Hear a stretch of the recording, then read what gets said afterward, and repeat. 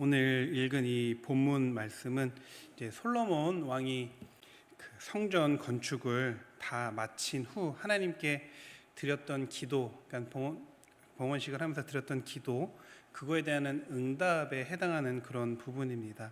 하나님께서 이 솔로몬이 이제 기브온 산당에서 처음 1천 번제를 드릴 때에도 꿈에 나타나셔서 응답하셨거든요. 그런데 이번에도 두 번째로 하나님께서 솔로몬에게 나타나셔서 응답하여 주십니다. 처음 1천 번제를 드릴 때는 솔로몬이 처음 왕으로 등극을 하고 처음 그 왕정 정치를 하는 이제 시작점이었다면은 오늘 이제 솔로몬이 오늘 본문의 이 시점은 어떤 시점이냐면요, 9장 1절에 보면 솔로몬이 여호와의 성전과 왕궁 건축하기를 마치며 자기가 이루기를 원하던 모든 것을 마친 때, 자기가 왕이 돼서 하고 싶었던 모든 것들을 다 마친 것, 내 수건 사업은 다 했다, 다 이루었다, 요 시점이라는 겁니다. 요것들을 마쳤을 때 저희는 그렇다 보니까 요 두 사건, 처음에 그 솔로몬 왕이 하나님께 1천 번제를 드리고 기도를 드리고 응답을 받았던 그 사건, 그리고 오늘 하나님께 성전 봉헌식을 드리고, 그러니까 예배를 드리고 또 기도하고 응답받는 사건, 자연스럽게 이렇게 두 가지가 연결지어 살펴볼 수 있게 되기도 하는데, 그런데 저희가 그냥 한번 살펴볼까, 비교해서 봐볼까, 이런 정도의 의미가 아니고요. 오늘 9장 2절에 보면은 이 11개를 기록한 성경 저자는 꼭 비교해 봐라라고 언급을 하고 있습니다. 9장 2절을 한번 보면요, 여호와께서 전에 기브온에서 나타나심 같이 솔로몬에게 나타나사. 그러니까 오늘 이 본문 가운데 이 열왕기 기자는요, 예전에 그 기브온에서 1천 번제를 드리고 나서 기브온이랑 똑같이 나타나셨다는 것들을 강조하고 있고, 다시 그때 그 사건과 이번 사건이 다시 나타난 것이다라는 것들을 언급을 하고 지나감으로써 이걸 꼭 비교해서 꼭 살펴보아야 된다라고 성경이 우리에게 말하고 있다는 겁니다. 그래서 우리가 이 1천 번제와 이 오늘 이 성전 봉헌식 때 드려진 이 예배를 두 개를 비교해 보면은 생각보다 유사한 형태를 띠고 있습니다. 유사한 걸 넘어서서 처음 왕이 되었을 때는 어쨌든 이제 처음 왕으로서의 이제 정치를 하고 왕으로서 하나님을 섬기다 보니까 미숙한 부분들, 부족한 부분들이 있었지만, 지금 솔로몬은 그의 이 표현대로 자기가 이루기를 원하던 모든 것을 마쳤다라고 할 만큼 모든 것들이 완벽해짐을 보게 됩니다. 다만 하나님이 솔로몬을 향한 반응이 달라집니다. 그러니까 모든 게 다 풍성해지고 완벽해지고 흠이 없게 잘 정리정돈이 되는데, 하나님께서 솔로몬을 향한 그 태도와 응답의 모습이 달라집니다. 한번 이 두 가지, 그러니까는 하나님께 처음으로 제사를 드렸던 1천 번제, 그리고 성전 봉헌식 때 드렸던 그 예배를 한번 좀 비교해 보겠습니다. 이 솔로몬이 기브온 산당에 나가서 하나님께 제사를 드릴 때는 1천 번제를 드리는데, 이 열왕기상 3장 4절에 보면요, 3장 4절에 보면 제가 그냥 읽겠습니다. 이에 왕이 제사하러 기브온으로 가니, 여기 보면 물론 왕이기 때문에 뭐 수행하는 신하들을 어떻게 데리고 갔겠죠. 혼자서 이렇게 1,000마리를 드리진 않았겠지만 그 제사의 주체 자체가 왕 혼자, 왕이 제사를 드리러 갔다고 할 때 남성 단수를 쓰고 있어요. 그러니까 1천 번제를 드릴 때는 순전하게 왕이 개인적으로 그냥 드리는 그런 예배였습니다. 반면에 오늘 본문과 연결된 게 열왕기상 8장 62절에 보면요, 8장 62절에 보면 제가 읽어보겠습니다. 열왕기상 8장 62절, 이에 왕과 및 왕과 함께한 이스라엘이 다, 그러니까 왕 그리고 신하들 그리고 그 함께한 이스라엘 백성들이 다, 전부 다가, 그러니까 예배를 드리는 모든 사람들이 이 제사에 함께 나아갔다는 겁니다. 함께 나가서 희생 제물을 드렸는데, 예전에는 개인적인 하나님께 드리는 개인적인 어떤 경건 생활 같은 예배와 같은 형태였다면, 이거는 범국가적인 전체가 함께 하나님께 예배를 드리는 그런 형태로 바뀌었다는 겁니다. 그리고 우리가 알다시피 1천 번제 때는 소를 몇 마리 드리죠? 너무 어려운가요? 저희는 진짜 어려운 성경 퀴즈 정도, 이 정도는 해줘야 맞추시죠? 사사기 죽인 인원 다 나와라 그러면 다 맞추시는데 1,000마리는 못 맞추시죠. 1,000마리를 드립니다. 이때도 하나님께서 너무나 이 솔로몬이 그 제사를 드리는 걸 기뻐하셔요. 1000마리. 그런데 이 성전 봉헌식 때는 몇 마리를 드리냐면요, 열왕기상 8장 63절 보겠습니다. 열왕기상 8장 63절 8장 63절 보면은 제가 읽어보겠습니다. 솔로몬이 화목제의 희생제물을 드렸더니 곧 여호와께 드린 소가 22,000마리요 양이 12만 마리라. 이와 같이 왕과 모든 이스라엘 자손이 여호와의 성전의 봉헌식을 행하였는데 몇 마리죠?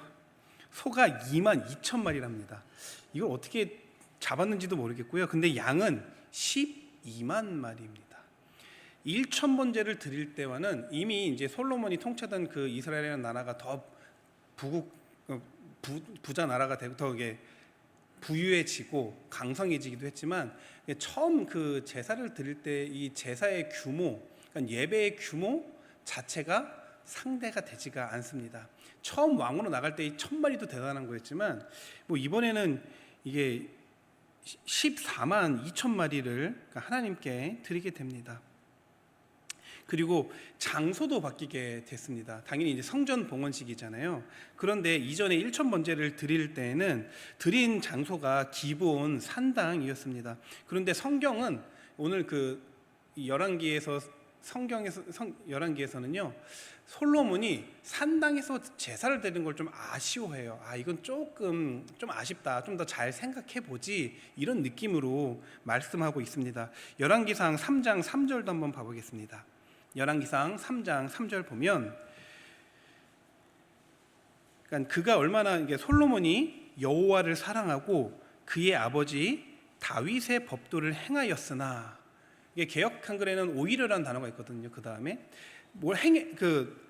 하나님을 사랑하고 아버지 다윗의 법도를 행하고가 아니고요, 행하였는데 산당에서 제사해서 분향했다. 이걸 조금 아쉽다라고 아쉬운 부분으로 남기고 있습니다. 그런데 이 나중에 보면은 솔로몬이 이 산당에서 제사를 드리는 모습들을 이 열왕기상 10장 이후에 넘어가면은 모든 이방 여인들의 그 신상을 산당을 허용하는 부분들이 있거든요. 근데 솔로몬 이 열왕기 기자는 그거를 언급하고 있는 겁니다. 조금 허용했던 것들이 마지막에 가서 전체를 다 허용해주는, 이방 여인과 결혼을 하고 이방 신상들을 다 받아주고 산당을 만들어주는 이런 것들로 다 연결짓고 있는데, 어찌 되었든 그때는 하나님께서 정말 기뻐 받으시는 1,000번제였지만 아쉬운 점이, 아쉽지만 왜 산당에서 드렸을까라는 것들을 성경이 기록하고 있습니다. 근데 반면에 이번에는 어떤 예배냐면 성전 봉헌식입니다. 하나님께서 다윗을 향해서 너무나 기쁘고 너무나 기특하게 여겼던 게 어떻게 성전 지을 생각을 했느냐라는 게, 하나님이 다윗을 정말 귀하게 보신 거거든요. 그런데 그게 지금 아들 때 와서 솔로몬이 성전을 다 짓고 하나님께 처음으로 성전으로 나아가게 된 겁니다. 이 성전이요, 오늘 본문에 보면은 하나님께서 9장 3절에 보면, 9장 3절, 여호와께서 그에게 이르시되 내 기도와 내가 내 앞에서 간구한 바를 내가 들었은즉 나는 내가 건축한 이 성전을 거룩하게 구별하여 내 이름을 영원히 그곳에 두며 내 눈길과 내 마음이 항상 거기 있으리니. 어떤 표현인가요? 이게 거룩하신 하나님께서 그곳을 거룩하게 구별해 놓으시고 내 마음과 이름과 내 눈이 항상 거기에 있겠다. 이게 얼마나 흡족하신지에 대한 표현이잖아요. 마치 우리가 관심 가는 거에 이렇게 눈이 가고 우리의 몸이 가는 것처럼. 근데 그런 장소, 즉 이 성전 자체가 하나님께서 정말 거룩하게 구별하시고 기뻐 받으시는 그런 장소였습니다. 처음에는 1,000번제도 잘했고요, 그리고 왕이 제사도 잘 드렸고, 그리고 아쉽지만 산당에서 제사를 드렸는데, 이번에는 산당에서 제사가 아니고 하나님께서 기뻐 받으시는 성전에서 제사를 드립니다. 한마디로 양쪽으로도 차이가 어마하게 차이가 날 만큼 양쪽으로도 또 질적으로도 이전보다 더 풍성해지고 완벽해졌습니다.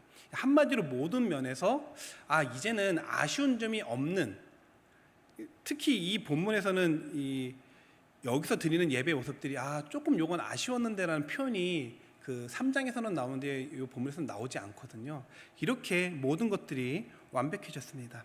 이렇게 두 가지 예배를, 그러니까 1,000번제를 드릴 때, 그리고 성전 봉헌식 예배를 드릴 때, 이 두 예배 가운데 하나님께서 응답하시는 모습들이 이제 요 바로 9장이 두 번째 하나님께서 솔로몬에게 나타나셔서 응답하시는 부분입니다.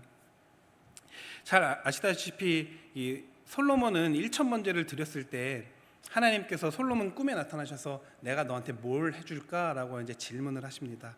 이때 솔로몬이 장수, 오래 사는 거나 부유하게 되는 거나 아니면 내 원수를 갚아 주십시오, 이런 기도를 하지 않고 오직 송사를 구별하는 지혜, 하나님께서 나에게 맡겨주신 백성을 내가 정말 선악간에 잘 구별하게 해주십시오라고 이 지혜를 구합니다. 이 지혜를 구함으로 말미암아 하나님께서 이것도 너무나 기특해 하십니다. 그래, 너가 진짜 명예, 원수의 생명 이런 거 구하지 않고 하나님께 지혜를 구했구나라고 말씀을 하십니다. 실제로 이 지혜는 하나님께서 즉시 솔로몬에게 임하게 하십니다. 솔로몬 3장 그 이후에 보면 두 여인이 나타나서 그 하룻밤 사이에 깔아뭉개 죽인 아이 때문에 누가 내 아이냐라고 이렇게 재판이 되는 것들을 분별을 하잖아요. 하나님께서 지혜를 주셔서 그 지혜를 소위 요즘 기법으로 하면 프로파일링 기법으로 그 재판을 정말 지혜롭게 해서 그 솔로몬 가운데 있는 지혜가 누구의 지혜냐라고 사람들이 칭송할 정도로 그에게 지혜가 임하거든요. 어찌 되었든 하나님께서 너무나 기뻐하는 그 1,000번째 제사와 그 기도의 응답, 그리고 하나님께서 응답하신 것들을 약속한 대로 주시는 것까지 끝나게 됩니다. 자, 그리고 이제 이 성전 봉헌식을 하면서도 똑같이 솔로몬은 하나님께 기도합니다. 1,000번째 기도는 1,000번째 때 했던 기도는 한마디로 그것도 하나님의 백성을 잘 다스릴 수 있는 지혜를 달라는 그런 기도였었는데, 이번에 이제 성전 봉헌식을 하면서 하나님께 드리는 기도의 내용들은요, 이제 처음 왕으로서의 처음 사명을 감당하는 때가 아니고 이미 경력이 많이 쌓였기 때문에 자신이 왕으로서 어떤 일들을 어떻게 대처하고 무엇이 필요한지 이제는 정확하게 알아서 하나님께 자세히 이렇게 해주십시오라고 그 기도를 소위 더 디테일하게 해 나갑니다.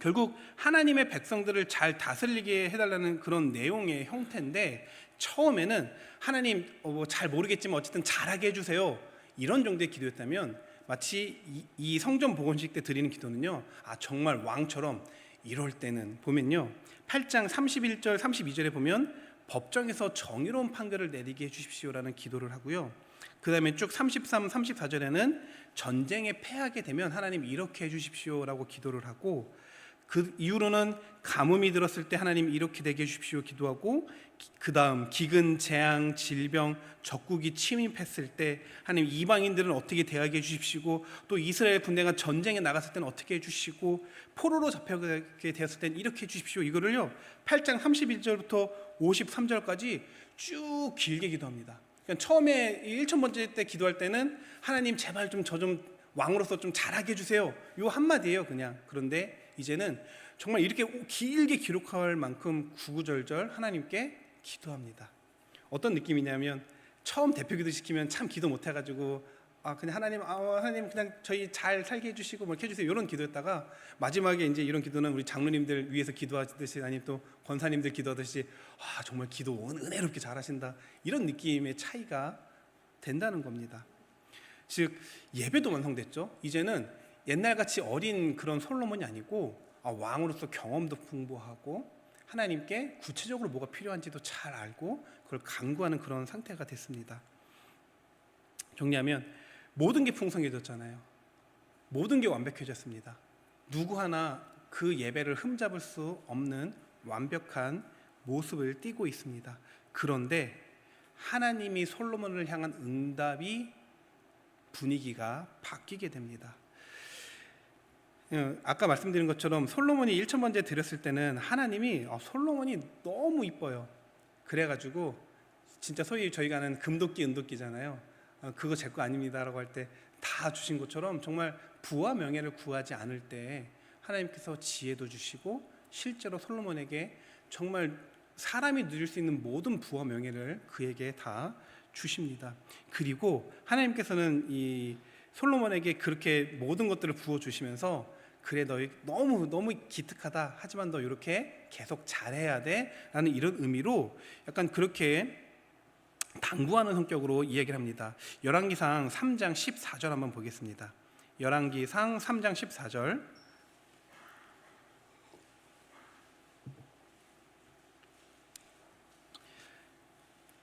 이 분위기가요, 하나님께서 솔로몬을 참 기특하게 하시고 그 다음에 내가 만일 내 아버지 다윗의 행한 같이 내 길로 행하며 내 법도와 명령을 지키면 내가 또 내 날을 길게 하리라.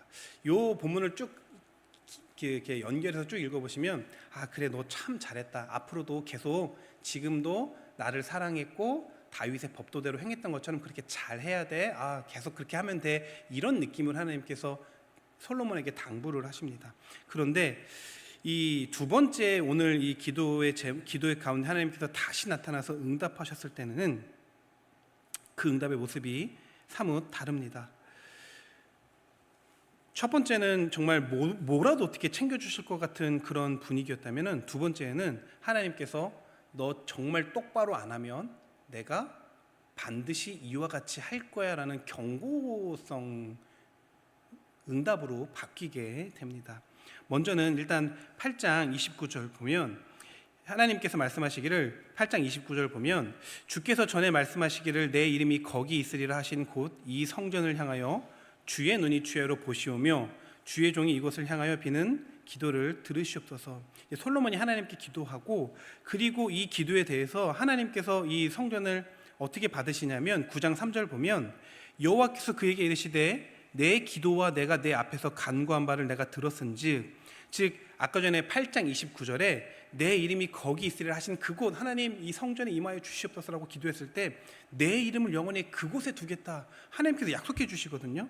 그러니까 하나님께서 이 건축한 성전을 하나님 앞에 거룩하게 구별되어 받아주시고 그곳에 하나님의 임재가 있다는 것들을 하나님께서 말씀해 주신 그 성전, 그러니까 이 성전이 그냥 아무 의미 없이 있어도 좋고 없으면 좋은 게 아니고 하나님께서 너무 기쁘게 받으신 그 성전 봉헌식이라는 겁니다. 그런데 하나님께서는 이 성전이 내가 이렇게 거룩하게 구별하고 내가 이렇게 기뻐 받은 이 성전이라고 할지라도 이게 성전이 있다고 해서 너희가 자동적으로 축복에 이르지 않는다는 것들을 하나님께서 경고하십니다. 그러면서 9장 5절 한번 보겠습니다. 오늘 본문 9장 5절 보면은 9장 4절부터 보겠습니다.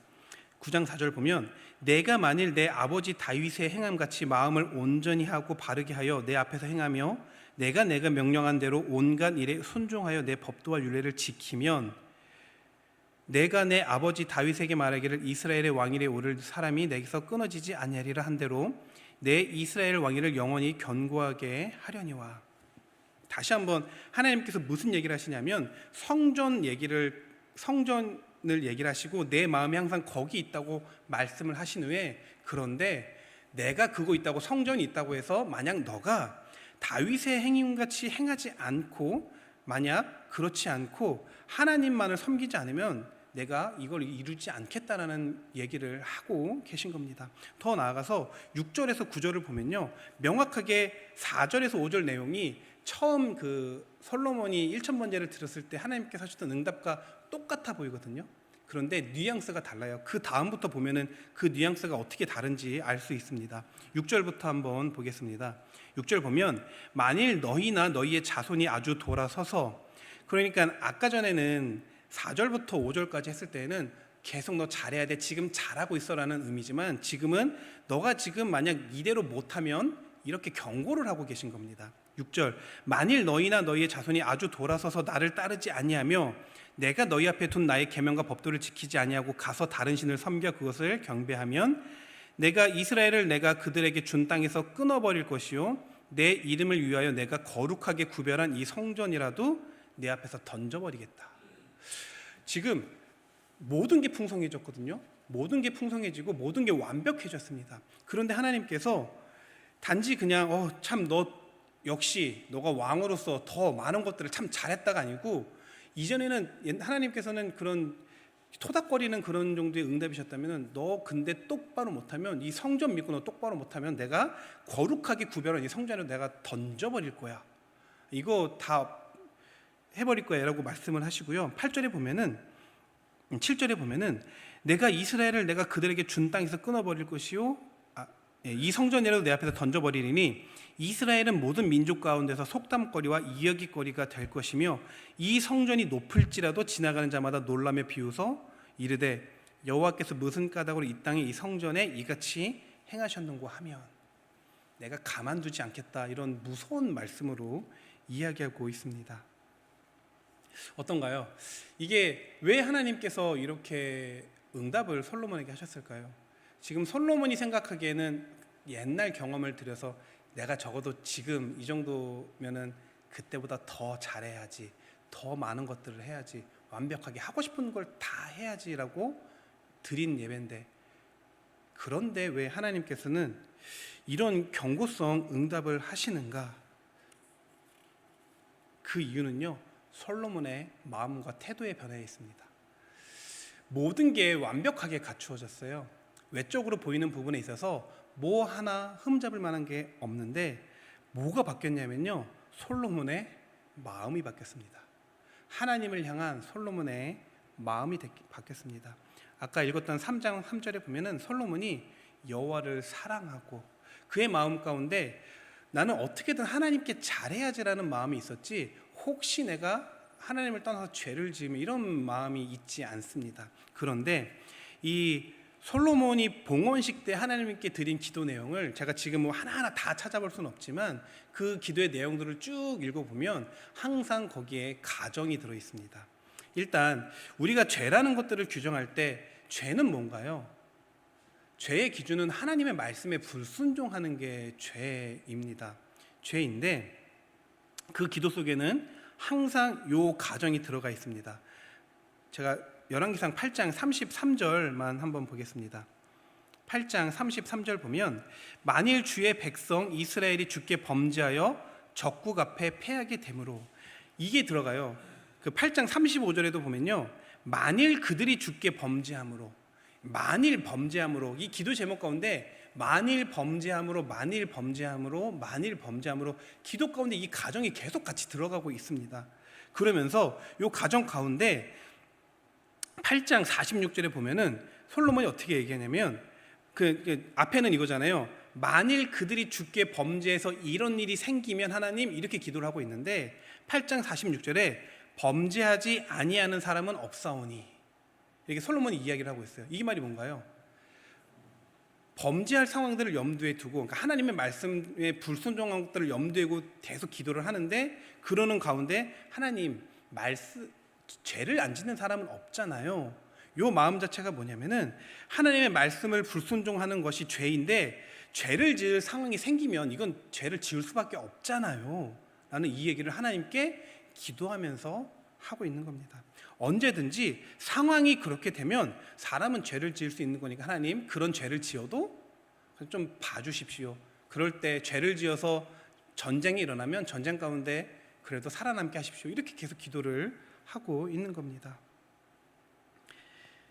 어쩌면 이미 솔로몬의 마음이, 우리가 아시다시피 솔로몬 열왕기 10장에 가면 솔로몬이 타락을 하고 하나님을 떠나는 과정들이 있거든요. 이미 솔로몬의 마음 가운데 하나님을 떠나고 하나님 말씀에 불순종하는 가운데 있으니까 계속 이게 마음에 걸리는 겁니다.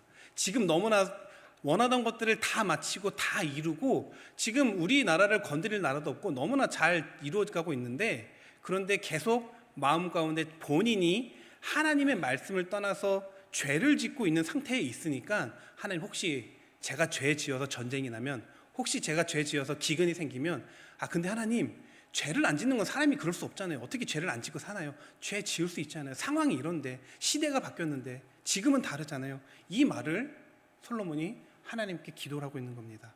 뭐가 달라진 건가요? 모든 게 완벽해졌는데 솔로몬의 마음이, 하나님을 향한 마음이 여호와 하나님을 사랑하는 마음으로 이 예배가 드려진 게 아니고 그 마음이 바뀌었다는 겁니다. 그러니까 하나님께서 모든 게 완벽해졌지만, 하지만 너가 정말 여기 보면은 내가 아버지 행함같이 행해야 된다. 그렇지 않고 만약 너가 나를 따르지 아니하면 내가 이 성전 던져버릴 거야. 지금 솔로몬의 그 마음 가운데 그런 이야기를 하고 있는 겁니다. 우리가 이 말씀들을 통해서 저도 지금 여기 젊은 세대에 속하기는 하지만 젊은 제 세대에도 20년 전으로만 돌아가도요, 한국교회 모습이 참 많이 달랐었습니다. 그런데 저는 둘째치고 여기 계신 권사님들, 장로님들, 또 어르신들, 그 시절 옛날로 돌아갔을 때 예배드리기가 지금 환경보다는 확실히 안 좋았습니다. 그렇죠? 옛날에 말씀에 대해서도요, 모르는 게 참 많았어요. 지금은 언제든지 말씀을 들을 수 있고 누구보다도 하나님의 뜻이 무엇인지도 잘 알고요. 옛날 처음 대표기도 하셨을 때 어떻게 했나요? 유창유수 기도 잘 못했을 거예요. 그냥 벌벌벌 떨다가 아니면 까먹고 앞에 나가서 주기도문이라도 할라치면 사도신경하고 들어가고 이런 시절이 있었는데, 그때는 너무 그래도 그 앞에 두려운 마음으로 떨린 마음을 하나님 앞에 섰었는데, 지금은 성숙해지고 기도도 누가 듣기도 참 기도생활 열심히 하는 처럼 기도도 참 잘하고, 예배를 드리는 것도 뭐 하나 흐트러짐 없이 찬양대도 완벽하고, 봉사해 주시는 분들 너무나 많은 것들을 각자 위치에서 잘해주니까 예배 하나가 흐트러지는 게 하나도 없습니다. 봉사하시는 분들, 안내해 주시는 분들, 차량 봉사하시는 분들, 이게 누가 한 것 없이 완벽하게 주일날 이 예배가 이루어집니다. 그런데 그 가운데 하나님께서 혹시 우리에게 너 마음은? 이라고 말하고 있지 않을까요? 정말 모든 게 완벽한데 내 마음이 하나님께 예배를 드리지 않고 있는 건 아닌지, 아니면 하나님 시대가 바뀌었습니다. 하나님 시대가 바뀌어서 지금 우리는 이 정도 신앙생활을 하는 게 적절합니다. 사람은 약하잖아요. 이 정도는 죄 지고 살아갈 수 있죠 라고 우리가 하나님께 오히려 기도하고 있는 건 아닌지 한번 우리를 돌아보기를 원합니다. 말씀을 정리하면서, 완전해지는 가운데, 모든 것들이 풍성해지는 가운데, 풍족해지는 가운데 우리의 신앙이 빈곤한 상태로 들어가고 있는 건 아닌지 깊이 좀 보기를 원합니다. 한국 참 안타깝게도 참 하나님을 믿음으로 말미암아 나라가 잘 살게 되고 부유하게 되고 그러면 왜 하나님을 더 떠나게 되는지, 나라가 선진국이 되어져 갈수록 하나님을 떠나는 비율이 많아지고 또 하나님을 향해 열정적으로 기도하는 모습들이 사라지고, 선교지 저도 한 번밖에 안 가봤지만 선교지 가면 그 꼬마 아이들이 하나하나에 감사하고 하나하나에 기도하고 이런 모습들이 참 풍성해지는 가운데, 모든 것들이 완벽해지고 흐트러짐 없고 완벽해지는 가운데 우리의 믿음과 하나님을 향한 우리의 사랑이 점점 약해지고 있는 건 아닌지 좀 고민되는 시간들입니다. 그래서 우리가 다시 한번 돌아봄으로 말미암아 내 마음이 정말, 우리 이렇게 표현하죠, 첫사랑을 회복하는, 하나님을 향한, 내가 조금 못해도 내가 좀 저기 해도 하나님을 향한 마음이 더 풍성해지기를 원합니다. 그래서 우리 이제 이런 얘기 있잖아요. 옛날에 참 좋았는데, 그러면 안 돼요. 지금이 제일 좋아야 됩니다. 옛날 참 좋았는데, 옛날 그 내가 너무 열심히 했던 첫사랑 그 기쁨이거든요. 옛날이 좋았는데가 아니고, 옛날엔 나 이랬는데 지금 내가 너무 좋다, 너무 신앙생활 하는데 너무 힘이 나고, 우리가 오히려 우리의 고백들이 좀 그렇게 바뀌어 나갔으면 좋겠습니다. 우리가 그렇게 하나님을 더욱 사랑하는 또 오늘 하루 앞으로의 삶이 되기를 원합니다. 기도하겠습니다. 거룩하신 하나님 아버지, 솔로몬의 예배는 처음보다 모든 것들이 완벽해졌지만, 모든 것들이 성숙되어졌지만, 그러나 하나님을 향한 마음이 바뀌었기 때문에 그를 향한 하나님의 응답이 바뀌었음을 말씀을 통해서 보게 됩니다. 하나님, 점점 우리가 부유하게 되고 많은 것들을 체계적으로 잘 갖추게 되고 교회가 점점 하나님을 섬기기에 좋은 모습들, 완벽한 모습들로 가고 있는데, 혹 그 가운데 내 마음만 이전과 달라져서 하나님께서 모든 완벽한 외형 가운데 나의 마음으로 말미암아 하나님께 드려지는 예배를 받지 않는 건 아니신지 우리의 삶을 돌아보게 하시옵시고, 다시 한번 이 시간 이후로 우리의 마음을 하나님께로 향하고 첫사랑을 회복하고 하나님께 온전히 의지하는 저희가 될 수 있도록 인도하여 주시옵소서. 그리하여 이전보다 오늘이 더 은혜롭고 이전보다 오늘이 더 하나님께 헌신하는 저희가 될 수 있도록 인도하여 주시옵소서. 예수 그리스도의 이름으로 기도드리옵나이다. 아멘.